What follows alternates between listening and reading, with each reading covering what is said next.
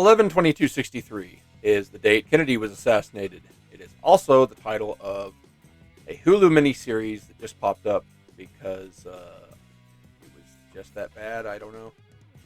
Popped up in my feed, and I watched it. It's an 8-hour or 8-episode miniseries. Each episode's an hour, some change.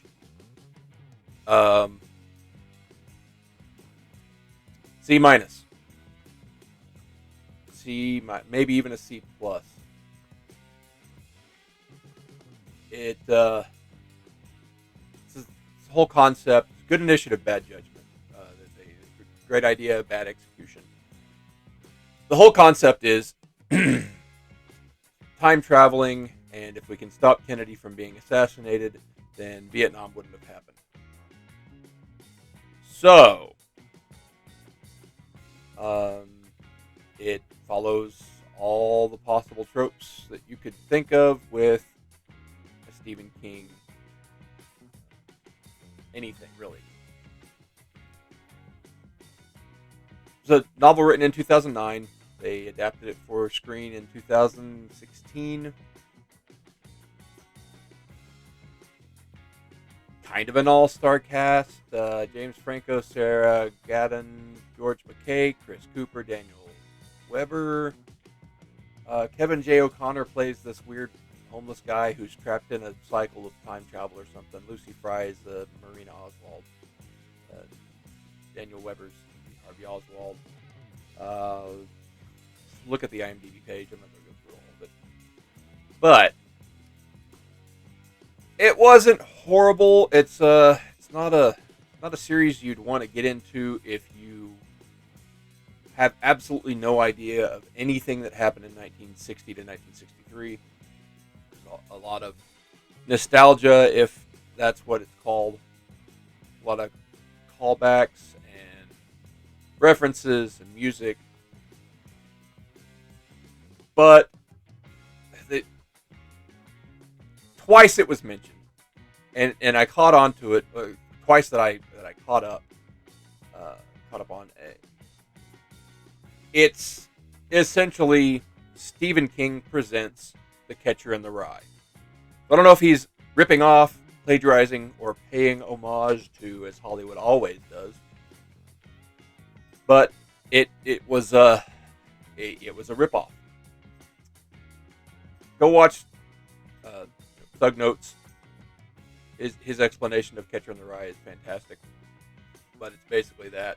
Most time travel movies come around to the same conclusion that, gee golly willikers, if I had never done anything, it would be best if I wasn't born, or it would be best if I just didn't intervene. Things would have been so much better. So, all the spoilers. 8 episodes of him going into the past. Well, you can only go into the past once. And if you go back the second time, it undoes all of the things that you did previously. So it's kind of silly that way. But James Franco owns. He's a teacher. Oh, by the way, when I say tropes, I mean tropes. Tropey tropes. Stereotypical tropes. All the things that Stephen King is mocked for are in this series. Everything. I mean, everything. Let me pull up the website. What's that? Stephen King, tvtropes.org. Okay, so tvtropes.org. And I could probably explain this entire series by going over the tropes. Let's see, abusive parents. The beginning of this starts off with a bad dad syndrome. The dad is murdering his family with a sledgehammer. So, establishing that this event happened in 1960, whatever, on Halloween night. One of the characters is like a janitor at the school he works for. And things would have been so much better if his dad had not murdered his whole family.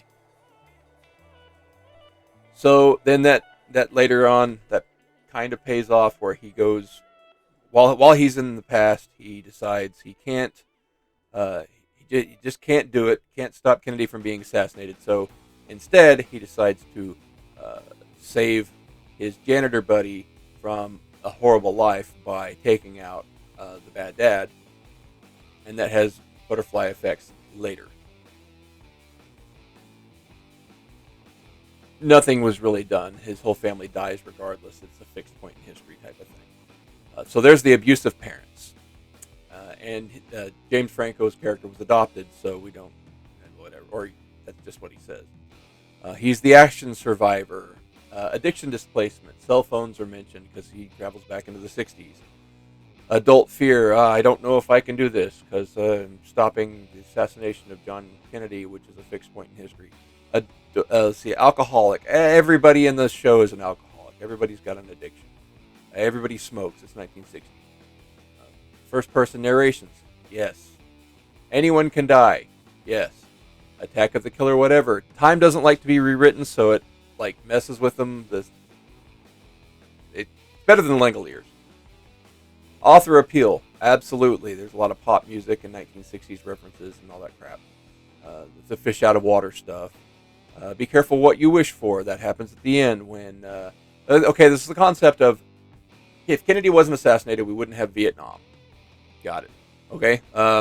So he travels back to the future and sees that because Kennedy wasn't assassinated, he didn't get us involved in Vietnam, but he did get us involved in nuclear holocaust with the Russians. Because the assassination attempt made him way more paranoid than Nixon. Then he had to go back and change all of that.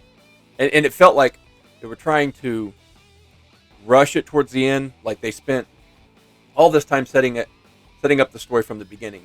And the whole thing could have been reduced to a 3-hour movie. It would have been fantastic. It would have made theaters. But instead they did an 8-episode miniseries that 5 episodes of the filler in the middle could have been replaced with like establishing shots, and you're done. I don't understand why they couldn't do that. A bittersweet ending that said that bizarre taste in food. Everything tastes better because it's 1960s and everybody uses real butter.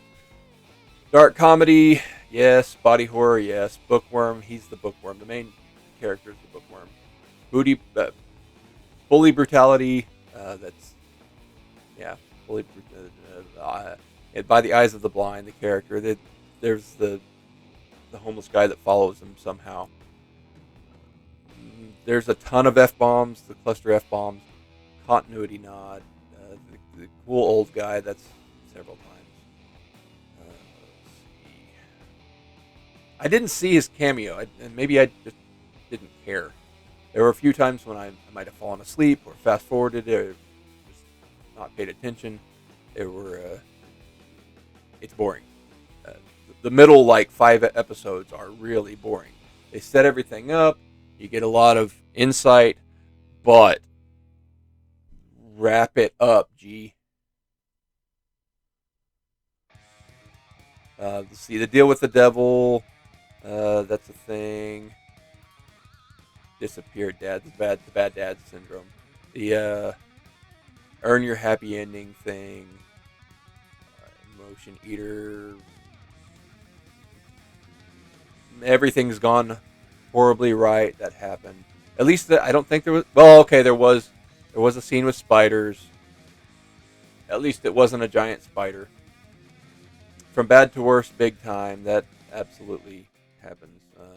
He's almost driven to suicide. Haunted technology. And when I say homage, that's more than homage.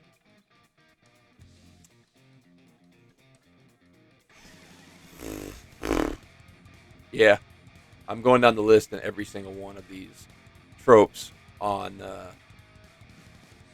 this website. The politically incorrect villain, that's there. The riddle for the ages, that's there. The gray morality, that's there. Tons of symbolism, the sliding scale of idealism, the small town. Did I mention it starts off in Maine? Yeah, and it starts off and ends in Maine, but kinda because they're like five different endings, and then we get to the ending, and his love interest is old because he had to go back and save her by stopping all this stuff. And the only really interesting, cool part is, well, I can't say it was interesting. It was more ripoffs where he made references for things in 1960 that hadn't been invented yet, like in the 80s or 70s. With he makes a reference to try to seem like he served in the military because everybody did.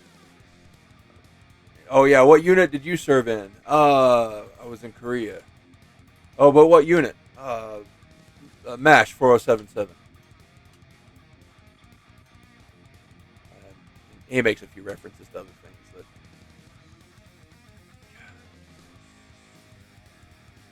convenient, plot convenience, I guess. Referencing movies and TV shows. Anyway, like I said, C minus. Good initiative, bad judgment. Good idea, good premise. Terrible payoff, terrible execution. Again, I don't know if they tried to do a second season, or I didn't bother reading the book because I'm not a Stephen King fanboy. Uh, most of his, I didn't know because I need to be more discerning. I need to be more discerning with the movies I watch, not only for content, but I didn't pay attention to the title the credits, the intro credits, until like the sixth episode. This is a Stephen King and J.J. Abrams joint. Mystery Box. Mystery Box, the TV show. Plot Hole, the TV show.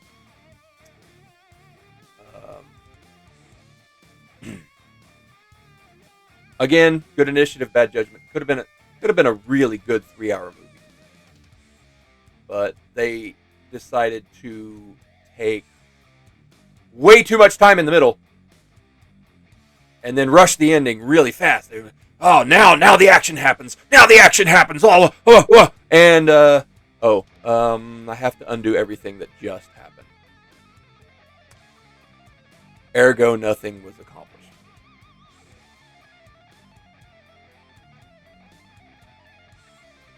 Futile effort. If I could time travel and change something from the past, I would stop myself from watching this series.